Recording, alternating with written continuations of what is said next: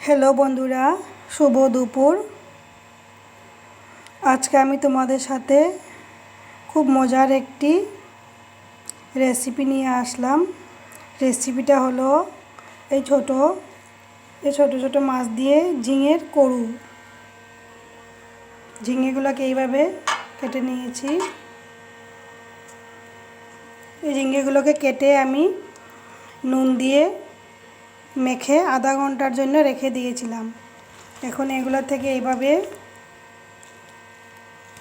চিপে চিপে জল বের করে নেব।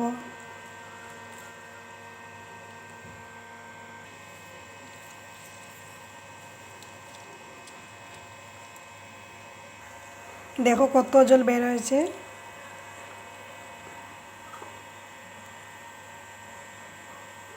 এইভাবে জল বের করে নিলে রান্নাটা খুবই তাড়াতাড়ি হয়ে যায়, না হলে একদম জল জল হয়ে যায় রান্নাটা। কত জল বেরোছে দেখো। এই মাছগুলোকে ভালো করে ধুয়ে পরিষ্কার করে নিয়েছি।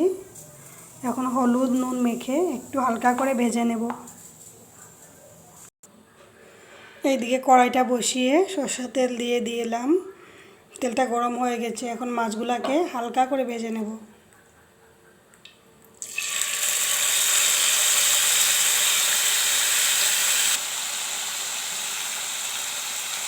এইদিকে আমি কড়াইটা বসিয়ে তেল দিয়ে দিলাম, সরষের তেল। এখন দিয়ে দেব 2 কোয়া রসুন থেতো করে, বেশি দেব না, অল্পই দিয়েছি রসুনটা দিয়ে দিলাম।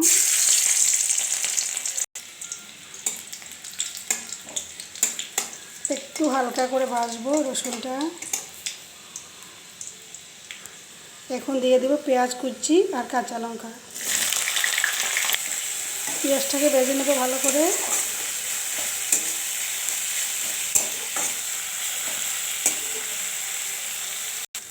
পেঁয়াজটা ভাজা হয়ে গেছে। এখন এই ঝিঙেগুলো দিয়ে দেব।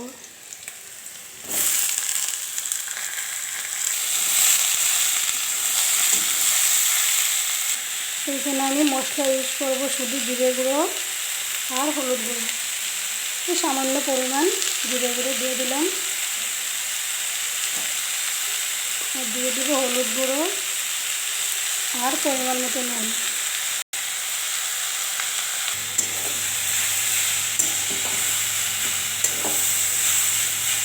ভালো করে মিশিয়ে এটাকে ঢাকা দিয়ে দেব 10 থেকে 15 মিনিটে। 10 থেকে 15 মিনিট ঢাকা দিয়ে দেব লো ফ্লেমে।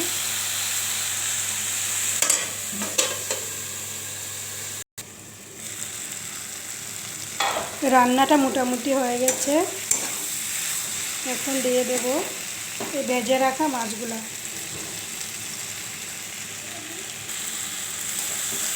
এইভাবে আস্তে আস্তে করে মিশিয়ে নেব।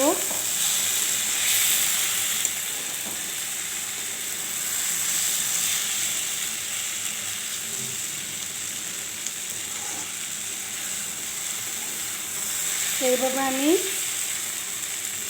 5 মিনিট মাছগুলোকে ভালো করে মিশিয়ে নামিয়ে নেব। হয়ে গেল ছোট মাছ ঝিঙের করু। খুব সুন্দর একটা রেসিপি, খেতেও অসাধারণ লাগে।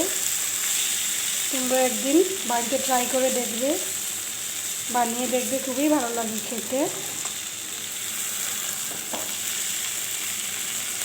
বেশি নাড়াচাড়া করা যাবে না, কারণ মাছগুলো ছোট একদম কাটা কাটা হয়ে যাবে। তাই আমি হালকাভাবে এরকম নাড়াচাড়া করে একটু নামিয়ে নেব। রান্নাটা হয়ে গেছে। এখন দিয়ে দেব আমি ধনিয়া পাতা কুচি।